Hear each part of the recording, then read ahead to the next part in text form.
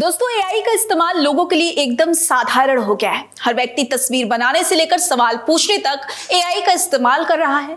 लेकिन वैज्ञानिकों का दावा है कि एआई भविष्य में दुनिया को खत्म कर सकता है। एआई की वजह से तीसरा विश्व युद्ध हो सकता है और मनुष्य का बनाया हुआ एआई मनुष्य पर ही हमला कर सकता है। ऐसा मैं इसलिए कह रही हूं क्योंकि बीते दिनों एक एआई रोबोट ने दूसरे एआई रोबोट को इसलिए किडनैप कर लिया क्योंकि पहले एआई रोबोट को लगने लगा था कि दूसरा एआई रोबोट उससे भविष्य में कंपटीशन कर सकता है। यानी यहां पर यह समझा जा सकता है कि एआई के अंदर भी वैज्ञानिक मनोभावना भी उत्पन्न हो सकती है। दूसरे उदाहरण में देखा जाता है कि बीते दिनों रूस में एक 7 साल के बच्चे की उंगली को एक रोबोट ने तोड़ दिया क्योंकि वह बच्चा नियमों का उल्लंघन कर रहा था। बता दें कि गोल्डमैन सैच की रिपोर्ट के मुताबिक 2030 तक दुनिया भर में 30 करोड़ लोग एआई की वजह से अपनी नौकरी खो देंगे।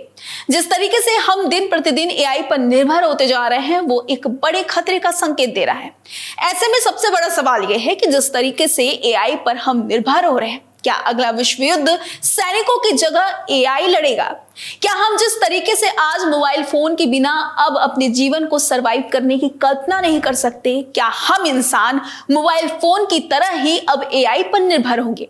क्या आने वाले समय में एआई टेक्नोलॉजी मानव सभ्यता के लिए खतरा बनेगी? आखिर क्या है एआई का भविष्य, जानेंगे इस खास रिपोर्ट में। दोस्तों बीते दिनों एक रिसर्च पेपर में ऑक्सफोर्ड विश्वविद्यालय के 2 वैज्ञानिकों और एक गूगल शोधकर्ता ने तर्क दिया था। उनका कहना था कि एडवांस एआई यानी आर्टिफिशियल इंटेलिजेंस इंसानों को खत्म कर देगी। इसका जीता जागता उदाहरण रूस में देखने को भी मिला।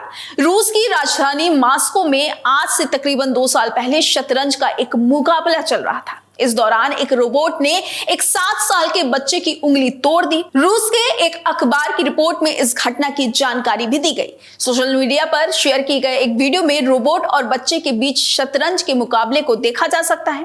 वीडियो में रोबोट पहले बच्चे की चेस की एक गोटी को उठाकर बाहर कर देता है। इसके बाद बच्चा अपनी चाल चलता है, लेकिन रोबोट उसकी उंगली पकड़ लेता है, जिससे वहां मौजूद लोगों में हड़कंप मच जाता है। वहीं दूसरी खबर चीन से आती है, जहां एक एआई रोबोट ने दूसरी कंपनी के शोरूम में घुसकर 1-2 नहीं बल्कि पूरे 12 रोबोट का अपहरण किया। यह पूरी घटना शोरूम में लगे सीसीटीवी कैमरे में कैद भी हो जाती है। हाल ही में एक सर्वे में यह सामने आया है कि यूजर को आवाज के जरिए ठगने में भी आर्टिफिशियल इंटेलिजेंस की भूमिका रहती है। मात्र 3 सेकंड में भी मशीन एक यूजर की आवाज को कॉपी कर साइबर ठगों का हथियार बनती है। ऐसी तमाम घटनाएं एआई को लेकर अब घटते दिख रही है, जो कि पूरी दुनिया के लिए एक बड़े खतरे का संकेत है। हालांकि एआई इंसानों को कुछ फायदे भी दे रही है, लेकिन एआई से होने वाले नुकसान को नजरअंदाज नहीं किया जा सकता है। एआई ने भारत में अब तक 17 लाख नौकरियां खत्म की हैं। ये नौकरियां ऑटोमेशन से रिप्लेस हो गई हैं, यानी जो काम कर्मचारी कर रहे थे उन्हें कंप्यूटर और मशीनें कर रही हैं। आपको जानकर ताज्जुब होगा कि एआई के गॉडफादर कहे जाने वाले जेफरी हिंटन ने भविष्य में एआई को खतरनाक माना है। वे कहते हैं कि अभी यह टेक्नोलॉजी वर्तमान में इंसानों से ज्यादा बुद्धिमान तो नहीं है, लेकिन भविष्य में ऐसा होने से इनकार भी नहीं किया जा सकता है।